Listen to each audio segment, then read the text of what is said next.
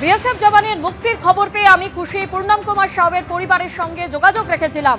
আমি 3বার বিএসএফ জওয়ানের স্ত্রীর সঙ্গে কথা বলেছি, আজও ফোন করেছিলাম। পূর্ণম কুমার সাউ ও তার পরিবারকে শুভেচ্ছা। পোস্ট মুখ্যমন্ত্রী মমতা বন্দ্যোপাধ্যায়। 22 দিন পরে ভারতে ফিরলেন পূর্ণম কুমার সাউ এবং তার পরিবারের সঙ্গে তার স্ত্রীর সঙ্গে যেমন কথা বলেছেন মুখ্যমন্ত্রী মমতা বন্দ্যোপাধ্যায়, পাশাপাশি তিনি পোস্ট করেছেন, তিনি যেখানে বলেছেন বিএসএফ জওয়ানের মুক্তির খবর পেয়ে আমি খুশি। পূর্ণম কুমার সাউয়ের পরিবারের সঙ্গে যোগাযোগ রেখেছিলাম। আমি 3বার বিএসএফ জওয়ানের স্ত্রীর সঙ্গে কথা বলেছি, আজও ফোন করেছিলাম। পূর্ণম কুমার সাউ ও তার পরিবারকে শুভেচ্ছা জানিয়ে পোস্ট করলেন মুখ্যমন্ত্রী মমতা বন্দ্যোপাধ্যায়।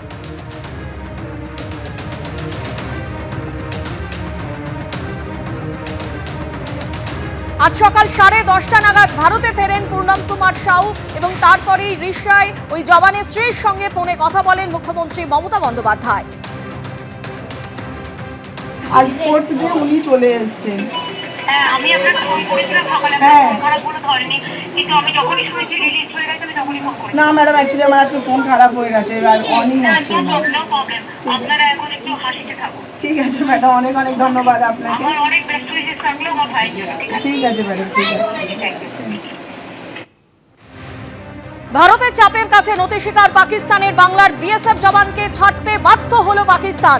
অবশেষে দেশে ফিরলেন বিএসএফ জওয়ান পূর্ণম কুমার সাউ।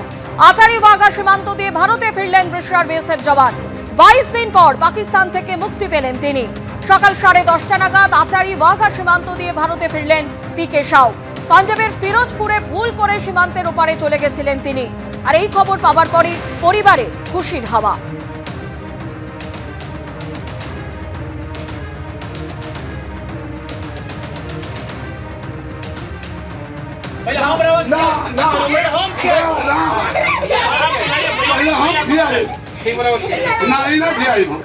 आप खिलाइए शुभ दही होला ले हो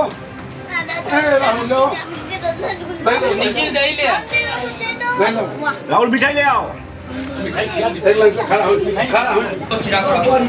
बोलो হ্যাঁ দিয়ে দিয়েছি যাচ্ছে। ভাইকে খেলাও, ভাই এপাশে এসো, ভাই এপাশে এসো, ভাই এপাশে এসো। ও নেই কিন্তু সবাইকে খাওয়া,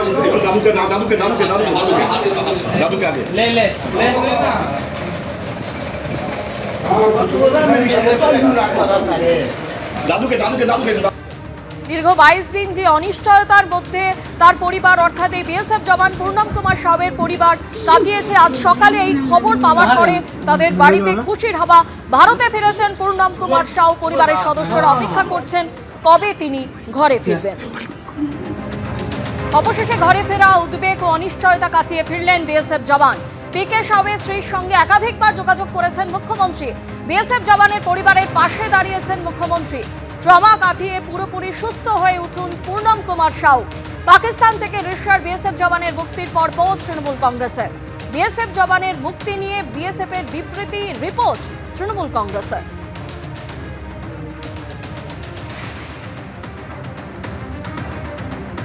বাইশ দিন পাকিস্তানে থাকার পর অবশেষে ভারতে ফিরলেন পূর্ণম কুমার সাউ। আজ সকাল 10:30 নাগাদ তিনি ভারতে ফেরেন।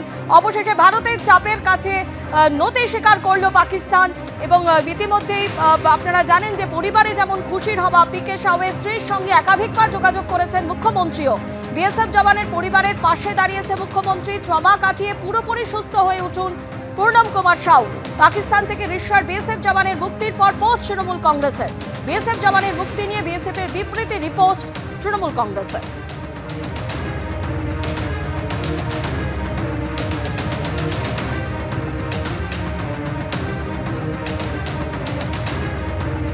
ভারতের চাপের মুখে বাংলার বিএসএফ জওয়ানকে ছাড়তে বাধ্য হলো পাকিস্তান। প্রধানমন্ত্রীকে ধন্যবাদ জানিয়ে পোস্ট সুকান্ত মজুমদারের। প্রধানমন্ত্রী নরেন্দ্র মোদীকে আন্তরিক ধন্যবাদ। আরও একবার প্রমাণিত হলো আপনার কড়া নেতৃত্বে কোনো ভারতীয় আর পেছনে পড়ে থাকবে না। আজ অত্যন্ত খুশির দিন যে এতদিন পর আমাদের পূর্ণম কুমার সাউ, আমাদের বিএসএফ জওয়ান, আটারি বর্ডার দিয়ে ফেরত এলো ভারতবর্ষে। এবং এটা শুধুমাত্র সম্ভব হয়েছে মাননীয় প্রধানমন্ত্রী নরেন্দ্র মোদীর নেতৃত্বে। এই যে আমরা যেটাকে বলি পরিবর্তিত ভারতবর্ষ, যে ভারতবর্ষ কোনো তার জওয়ানকে যদি কেউ অ্যাবডাকশন করে বা ধরে নিয়ে যায়, তার পরিবর্তে সেই দেশের জওয়ানকেও ধরে প্রয়োজনে সীমা পার করলে পরে তাদেরকে ধরে ভারত আটকে রাখে এবং তাদের সাথে বিনিময়ের প্রথার মতো নিজের জওয়ানকে নিজের দেশে নিজের স্ত্রীর কাছে নিজের পরিবারের কাছে ফিরিয়ে দেওয়ার মতো সাহস সেই ভারতবর্ষ রাখে। আজকে ফেরত এনেছে ভারতবর্ষের প্রধানমন্ত্রী নরেন্দ্র মোদীকে এবং আমাদের মাননীয় গৃহমন্ত্রী অমিত শাহজিকে আমি এর জন্য অসংখ্য অসংখ্য ধন্যবাদ জানাই। ভারতের চাপের মুখে বাংলার বিএসএফ জওয়ানকে ছাড়তে বাধ্য হলো পাকিস্তান। অবশেষে দেশে ফিরলেন বিএসএফ জওয়ান পূর্ণম কুমার সাউ। আচারি ওয়াঘা সীমান্ত দিয়ে ভারতে ফিরলেন বৃষ্টার বিএসএফ জওয়ান। 22 দিন পর পাকিস্তান থেকে মুক্তি পেলেন তিনি।